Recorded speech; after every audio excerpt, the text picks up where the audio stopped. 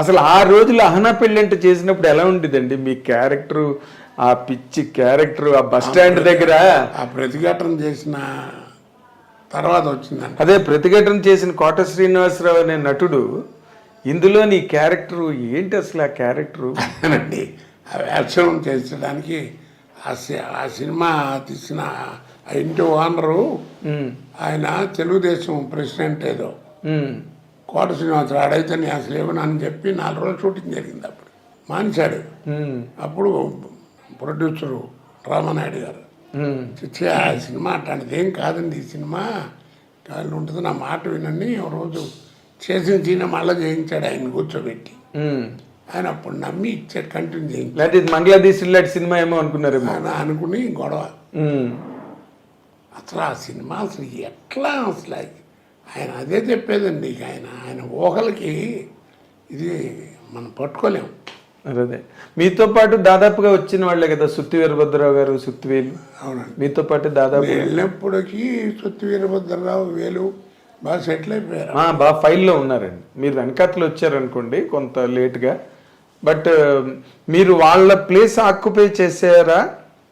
నేను అంటే ఆక్యుపై చేశారా అది కాదు కానండి, మొత్తాన్ని వచ్చిన తర్వాత కొంచెం వీరభద్రరావు కొంచెం ఎఫెక్ట్ ఇచ్చింది వేషాలు, ముఖ్యంగా జంజాల గారి వేషం.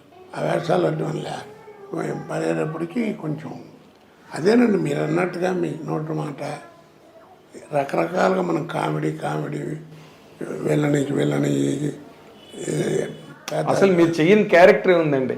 ఇప్పుడు అంటే డైరెక్టరు, రైటరు ఏ క్యారెక్టర్ అయినా మీ గురించి రాసుకోవచ్చు, ఎలాంటి క్యారెక్టర్ అని రాసుకోవచ్చు.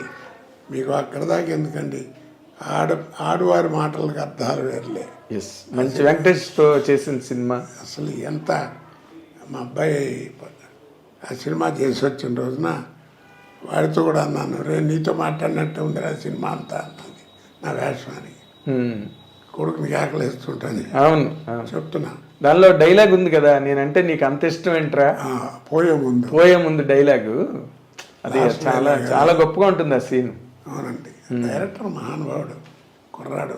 అవునండి, అవును చెప్తున్నానండి. ఎన్ని రకాలు, ఒకట రెండా, అదే ఎన్ని వేరియేషన్స్ దాంట్లోని.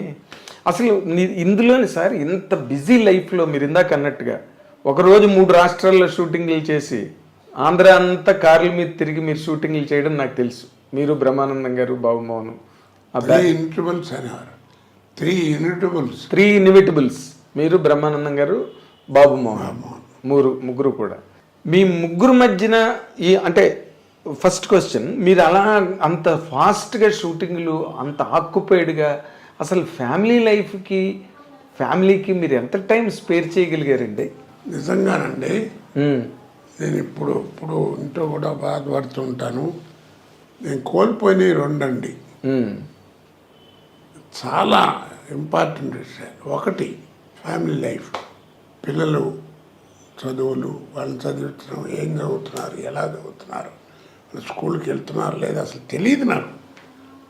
అదృష్టం బాగుండి పిల్లలు ఏదో వాళ్ళు చదువుకున్నారు తప్ప, నా మిస్సెస్ ఏం చదువుకోలేదు. అది 4వ క్లాసు 5వ క్లాసు, అదేం చెప్పేది కాదు. పిల్లలు చదువుకున్న వాళ్ళే పోస్ట్ గ్రాడ్యుయేట్లు అయ్యారు, చదువుకున్నారు, పెద్దవాళ్ళు ఉద్యోగాలు, అది వేరు. అదృష్టం. అది ఎంత లాస్ అయిపోయానండి.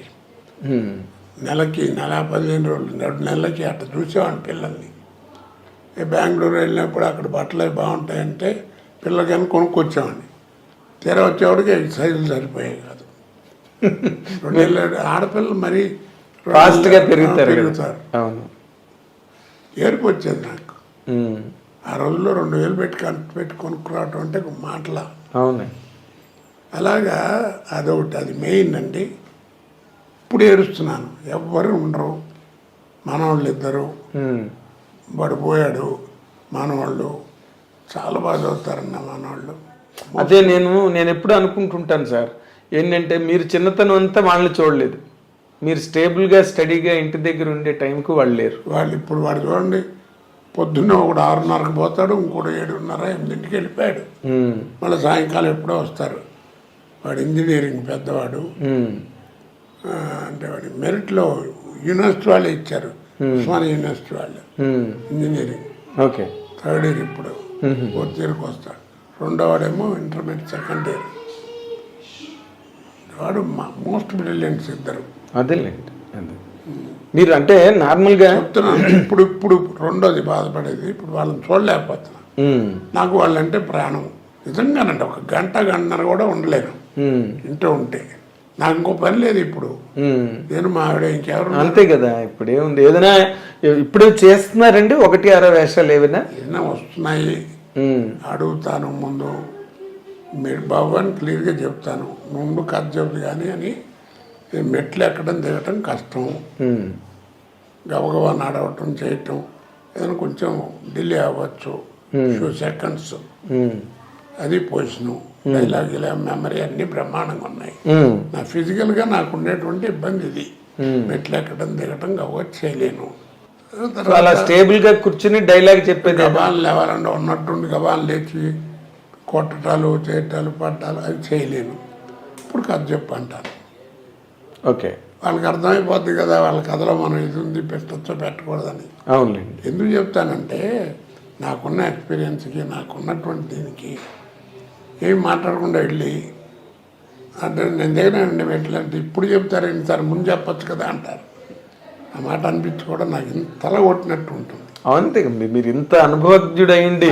ఏం తప్ప ఉంది, ఏదో భగవంతుడు ఇచ్చాడు. తర్వాత ఇక డబ్బు సంపాదన అంటారు, ఏదో పని లేకుండా బాగానే ఉంది పరిస్థితి. ఎంత గొప్ప అదృష్టం అంటే చెయ్యిట్ట పెట్టాల్సిన అవసరం లేదు. ఇదే ఇలాగే ఇంకా ఎవరిని అడిగితే 4 రూపాయలు. అవును, మీరు చాలా మందికి చదువులకి వాటికి సాయం చేయడం నాకు తెలుసండి. నేను ఆల్మోస్ట్ ఆర్టిస్ట్ లెవెల్లోనే ఒక 7-8 లక్షలు ఖర్చు పెట్టి ఉంటానండి. లక్షలు ఇచ్చిన వాళ్ళు కూడా ఉన్నారు. తెలుసు నాకు. నా పర్సనల్గా మీరు ఎవరికైతే హెల్ప్ చేశారో వాళ్ళు నాకు చెప్పడం నాకు తెలుసు. మీరు హెల్ప్ చేశారు. ఏదోనండి భగవంతుడు ఇచ్చాడు, బాగానే ఉంది.